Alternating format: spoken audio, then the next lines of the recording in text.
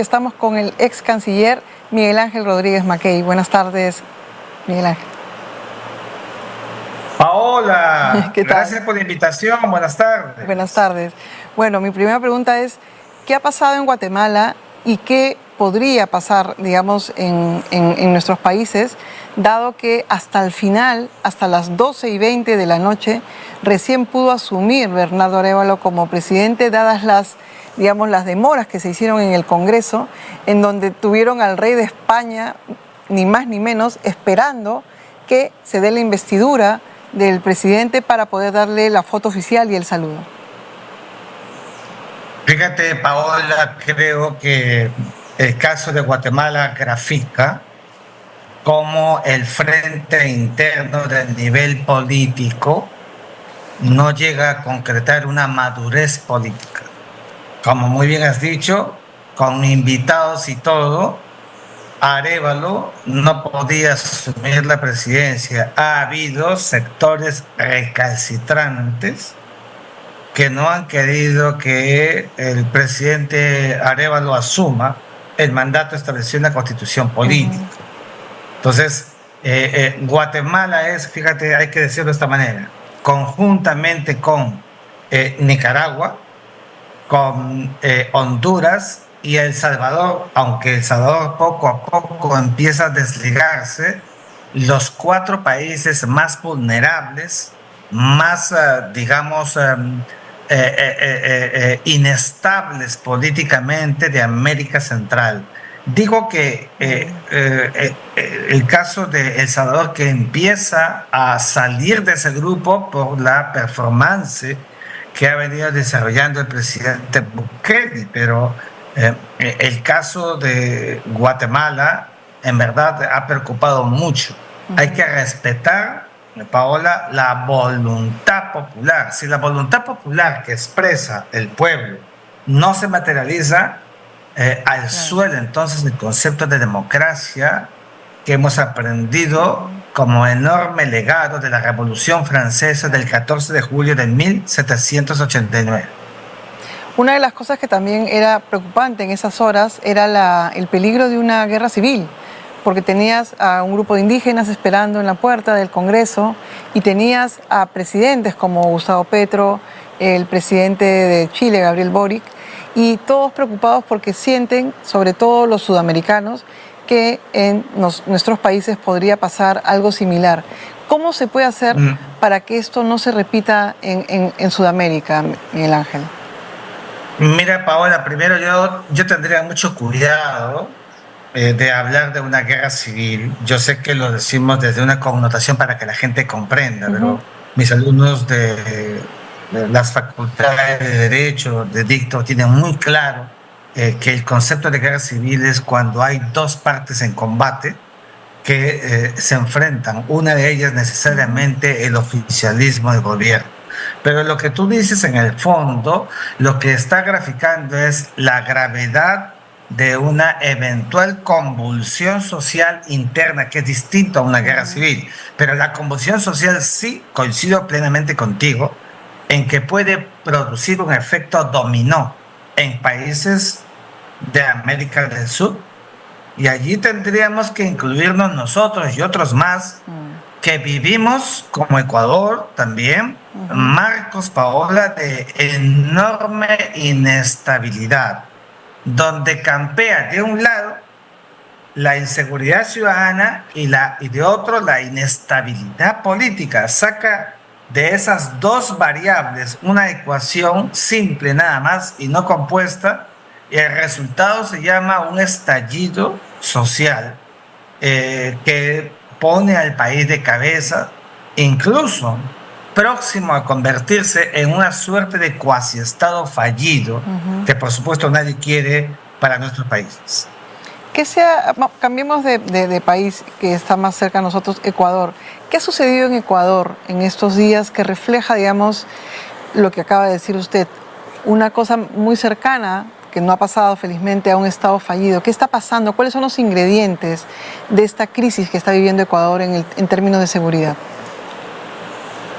Mira, Paola, tu pregunta es central y como muy bien dices, esos ingredientes que van forjando esa comida explosiva en Ecuador son, de un lado, el hecho mismo de que los gobiernos de turno en Ecuador jamás se han preocupado por una verdadera política de Estado de seguridad ciudadana, seguridad interna. El narcotráfico ha ido ingresando progresivamente en Ecuador y quiere el narcotráfico, el sicariato, volver a Ecuador un narcoestado. Cuidado con eso.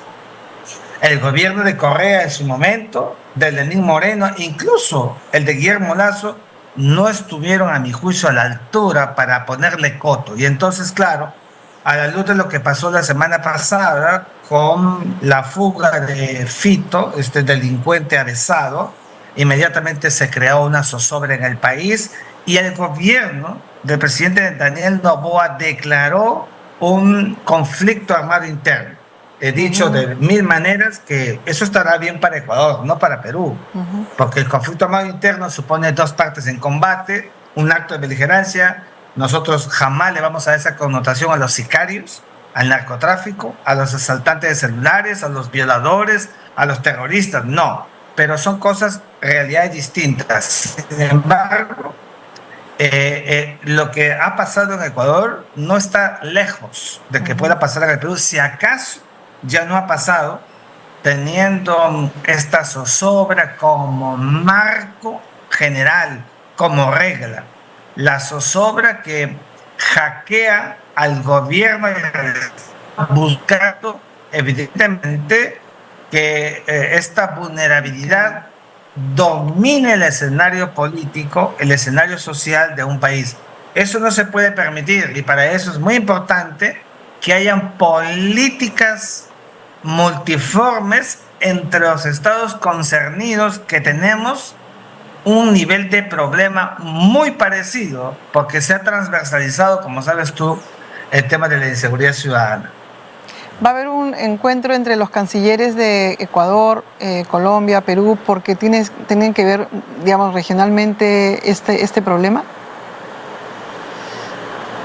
Sí, el 21 de enero habrá una reunión aquí en Lima, eso me parece bien, pero si es una reunión solamente para volver a llamar casi como una loa a la integración o para luchar con declaraciones que más van a parecer versos, eso no va a servir de nada. Seamos claros y concretos.